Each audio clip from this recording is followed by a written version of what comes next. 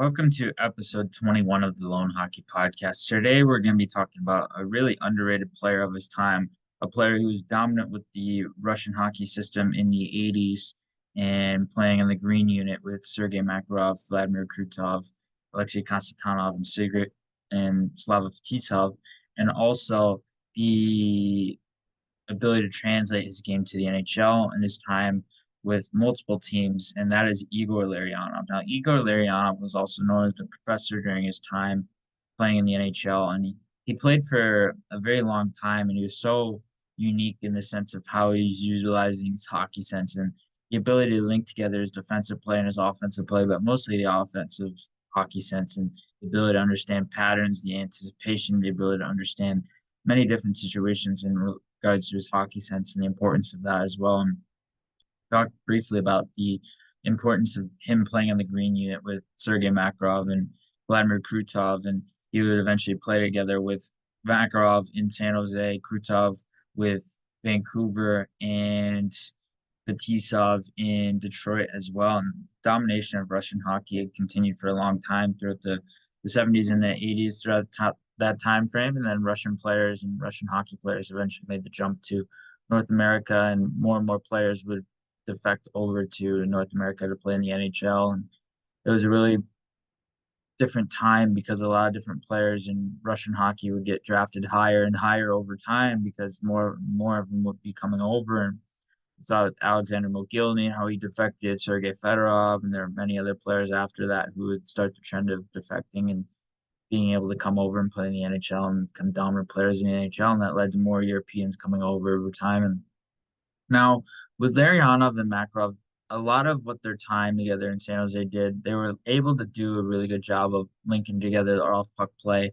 and how well they adapted to each other so quickly. And obviously, there's familiarity there playing together for so many years on that green unit. At the same time, you realize how important it was that Larionov was able to adapt, and he was able to adapt so seamlessly. And the off puck decisions with Larionov and how Makarov was so skilled as a shooter, Larionov was able to work diagonally on entries and in his entry pattern and inside the offensive zone. He would understand small area sequences really well, where he could create triangles, play off the hip of defenders, and understand how to get inside position on defenders. So that way he can leverage those small area triangles, those small area spacing elements, and being able to quickly translate that sometimes goals, sometimes playmaking. But he was always a threat when it came to finding interior space and being able to leverage inside the offensive zone and leverage that spacing inside the offensive zone over time as well. There was a lot of different distinctions in terms of how Lariano was able to manipulate different situations, and he was really underrated for his time. For a time where forwards they had a lot more puck carrying elements in terms of how wide the space was. They had a lot more space to work with in terms of carrying the puck and being able to manipulate in many different situations. I mean, when you look at the depth of Larionov's game, a lot of it, especially coming into the offensive zone and being able to maneuver inside the offensive zone, he was really good at manipulating through sticks and manipulating through sticks on defenders. And he was so underrated at doing it. And he could cut through the hands and use dynamic posture and diagonal routes so seamlessly. And it was so easy for him to be able to do that and adjust in his time in the NHL. He had experience playing against NHLers in his time playing in the Russian hockey system, some international tournaments and international friendlies and games and stuff like that. And you would look at how well Larionov would be able to cut through hands and cut through sticks and manipulate in those regards. And then as he's cutting through the hands, he can incorporate those dynamic posture elements to be able to separate the upper and the lower body to be able to provide dynamic and manipulative elements within his game as well. And obviously, we know him as a very studious off ice guy. He would love to read. He would love to involve himself in various business degrees and stuff like that. So he's very smart off the ice. But you look at his on ice hockey sense and how smart he was on the ice and in his details. And he was very unique because he could play past 40, and he's very unique because he could play bottom six role as he was aging, and he can play it so seamlessly because he understood the hockey sense elements. And he would be a player that would always like to incorporate a lot of different areas when it came to his hockey sense as well. And when we go back to his time in San Jose, they had a three-man unit, which was very close to the Russian five and very close in terms of style before the Russian five actually came along in Detroit. It was Igor Larionov, Sergei Makarov, and Johan Garpenlov. And so when they have a five-man power play unit together, they had an American Jeff Norton on there, and they had a Latvian defenseman, Sandis Ozenlich, at the time, who had one really good year in San Jose, and he actually played really well with Larionov during that time, and Makarov as well. And just based on style comps and being able to activate and being able to be a threat downhill as a defenseman with Sandis there was really key for Larionov to be able to find playmaking seams, and also at the same time he understood really well how to adapt to Ozenlich and being able to understand how to utilize him in key situations inside the offensive zone. So they adapted really well together and they created some magic together, especially with Garpenlov.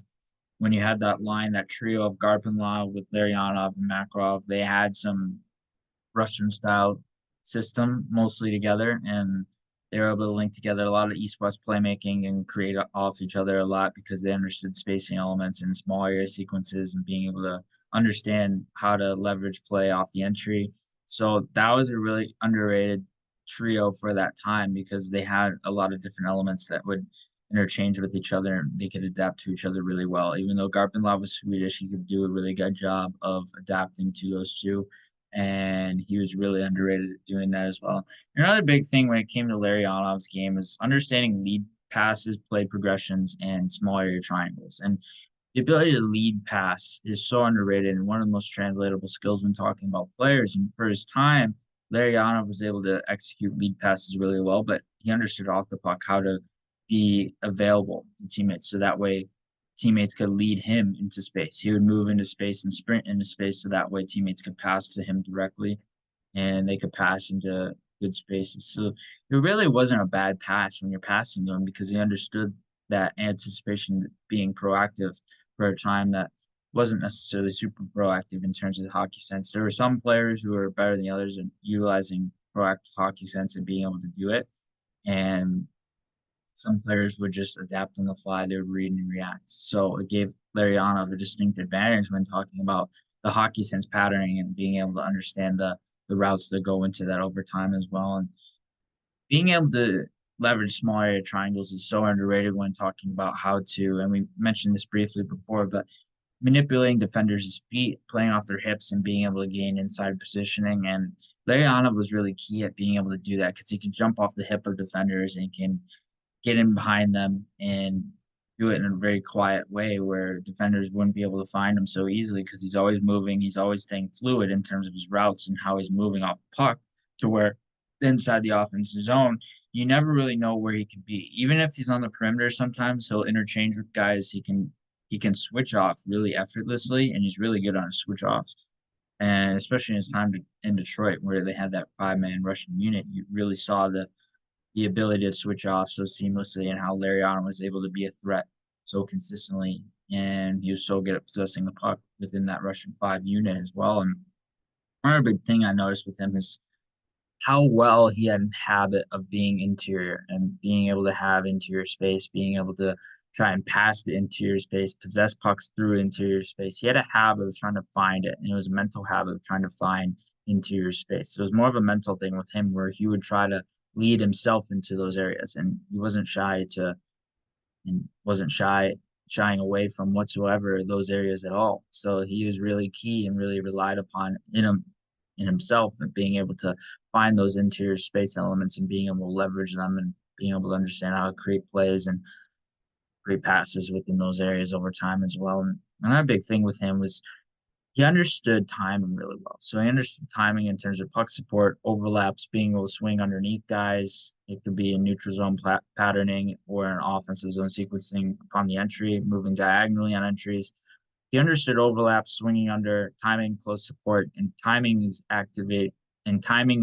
activating his feet and his speed elements. So when you combine all those elements together, you're getting a player who really understands the hockey sense in terms of certain situations in very specific ways. So on line rush situations, he would understand how to activate his feet and sprint the play to where teammates could pass to him and provide lead passes to him, or other situations where Larionov could be a 2-on-1 threat, or other situations where he could be a line rush threat and individually activating into space with his feet and his speed and combining those elements. And he was really good at being able to time those playmaking progressions. And this is off puck and on puck where he can understand those elements and the ability to understand how to make plays into space and then off the puck, like we've mentioned before, line rush situations where he can be a threat. He can be a threat swinging under, providing those overlap situations and understanding elements that go into line rush entry and inside the entry, the initial offensive zone sequence on entering the offensive zone as well. And so there's a lot of different decision making elements that are really unique and nuanced for his time and within his game because of that poise that he had. He has really elite poise and the acute level focus that he was able to demonstrate on a consistent basis. And we talked about the Russian 5 unit in Detroit and how is Sergei Fedorov, Igor Larionov, Kozlov, Slava Titov, and Vlad Konstantinov, where those five together were really dynamic and they could create playmaking progressions unlike any other structure. And Scotty Bowman throughout the regular season sometimes would break them up. So that way, throughout the playoffs, he had a little bit more leverage in terms of line matchups and being able to leverage certain scenarios where he can get them out there more often, especially in the power play sometimes as well. And so with the Russian 5 unit, it was really unique because even with Larionov as center, there would be playmaking progressions and specifically timed routes where guys could swing under, get around each other, and overlap each other to the point where Konstantinov could be the weak side D activating his space and could create a breakaway situation for Konstantinov because he would understand how to sprint the play and be a threat up ice. And but a lot of it stemmed from Larionov's ability as a center to be able to link together the wingers and link together the playmaking progressions because he was a player who's not afraid to circle back from outside the offensive zone, circle back from that offensive zone, circle back to the D zone, and being able to understand how to leverage possession rather than giving up the puck and forechecking and trying to do all the north south patterning and the north south progressions that a lot of hockey was emphasized on back in those days. And the Russian 5 is really unique in terms of that. And another big thing with talking about Larionov's game was the modern rim collection elements that he was able to use. So when he was collecting pucks on rims and rims inside the offensive zone and rims coming out of the defensive zone, but more notably rims inside the offensive zone, where usually defensemen would rim it around and you catch the puck either in the corner or on sometimes the half wall, but either and most often not in the corner or on the back wall and behind the net. So around those areas where he was able to be a real threat coming off the wall because he could leverage that back wall really effortlessly and he was really good at leveraging that too. And but he was really good at understanding how to jump off the wall, off those rims, timing his weight shifts so that way he can manipulate via his feet, manipulation using body position, and then deceptive puck handling. So all of those elements off those ring collections so when he'd jump off the wall, he'd understand various timing elements that would go into manipulating a defenseman, manipulating D1 and D2, and manipulating the forwards coming back. So he understood those situations really seamlessly and is really good at being able to understand those and how to be a threat in those situations off rims. And sometimes rim collections can't be the prettiest. They're not necessarily the prettiest, but he understood the body position elements that would go into collecting the puck off rims and being able to rim pucks and being able to understand how to catch those pucks and being able to leverage possession sequences heading into that scenario. So obviously we've mentioned his vision and the timing elements that go into his game and how important those was and the ability to he also played with Pavel Bure when Pavel Bure initially arrived in Vancouver and then in Florida later on in his career where Bure scored upwards, I believe, around 60 goals when he was playing that year with Larionov after Larionov got traded there. Very short stint for him in Florida and he would come back to Detroit rather quickly. But with Larionov in his game and his details and how well he was able to play with Bure as well and the chemistry they had together for a brief amount of time, not only in Vancouver but Florida as well. But the ability to have similar style games, similar style Russian games was very influential to be able to play with Pavel Bure and how Igor Larionov was able to adapt to Bure over time and in those seasons with him. But Larionov is a player, obviously a very skilled two-way player, not necessarily super dynamic per se in terms of offense, but you look at his game and the overall makeup of his game and the consistency he had in his details and the subtle nuances and details that went into this game. That's where you really see a lot of distinctive ability in terms of his game compared to other players of his time. And even some of the elite players during that time, you saw there's some ability in very small, subtle details that Larionov had that would separate him from other players and some of the best players. And we talked about the rim collections. We talked about the diagonal movement, separating of upper and lower body. You see a lot of elements that if he played in today's game and if you were a younger player in today's game, he would adapt so seamlessly to today's league because he would understand the playmaking progressions really well, the hockey sense, the timing, being able to swing under, line rush support, being able to create layers in the offense. So there's a lot of translatable components that when you look at his game, how modern they were for a time that wasn't necessarily super modern in terms of hockey. And obviously now there's a lot of different ebbs and flows that go into the game and understanding many different progressions as well. But the overall makeup of Larionov's game and the nuances that went into his details was something that was very underestimated for his time and often overlooked and often don't really look at it as often, especially when he was playing in Detroit and they had some great players around him with Eiserman and Fedorov and some other players there as well. And Lariano was so underrated and so good at understanding hockey sense.